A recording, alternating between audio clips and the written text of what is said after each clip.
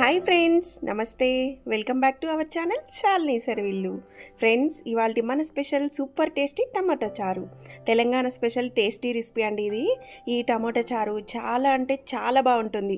ఒక్కసారి రుచి చూస్తే మళ్ళీ ఎప్పుడు చేసినా ఇలాగే చేసుకొని తింటారు, అంత బాగుంటుంది. మరి టమాటా చారుని సింపుల్గా సూపర్ టేస్టీగా ఎలా చేయాలో ఆ ప్రాసెస్ ఏంటో ఇప్పుడు చూసేద్దాం. ఈ చారు బ్రేక్ఫాస్ట్ ఐటమ్స్ అన్నింటికి, అలాగే పరోటా, చపాతీ, రైస్లోకి చాలా బాగుంటుంది. ముందుగా కుక్కర్ని తీసుకొని ఇందులో బాగా పండిన టమోటాలండి ఒక 1/2 kg తీసుకున్నాను. వీటిని బాగా వాష్ చేసేసుకొని తీసుకోవాలి. ఇందులోనే చిన్న నిమ్మకాయ సైజ్ అంతా చింతపండును కూడా వాష్ చేసుకొని వేసుకోవాలి. ఈ టమోటాలు స్కిన్ సపరేట్ అయ్యేంత వరకు ఉడికించుకోవాలి. కుక్కర్లోనే కాబట్టి తొందరగా ఉడికిపోతుందండి. స్టవ్ ఆన్ చేసుకొని కుక్కర్ పెట్టేస్తున్నాను. 3 విజిల్స్ వస్తే బాగా చక్కగా ఉడికిపోతాయి.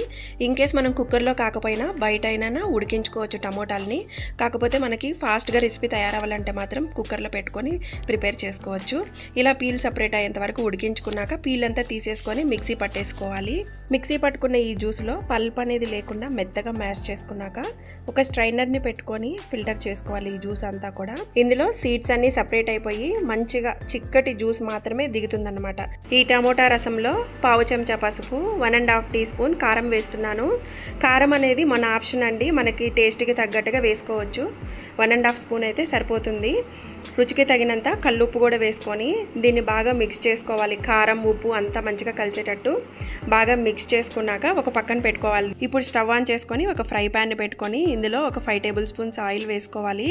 ఆయిల్ హీట్ అయ్యాక హోమ్ మేడ్ గరం మసాలా అండి, చెక్క, లవంగాలు, ఏలక్కాయలు కలిపి కొట్టిన పౌడర్ అది 1 స్పూన్ వేసుకుంటున్నాను. ఇందులో ఒక 2 ఉల్లిపాయలు చీలికలుగా చేసుకొని వేసుకోవాలి. అలాగే పచ్చిమిర్చి కూడా ఒక 4 పచ్చిమిర్చిని చీలికలుగా కట్ చేసి వేసుకుంటున్నాను.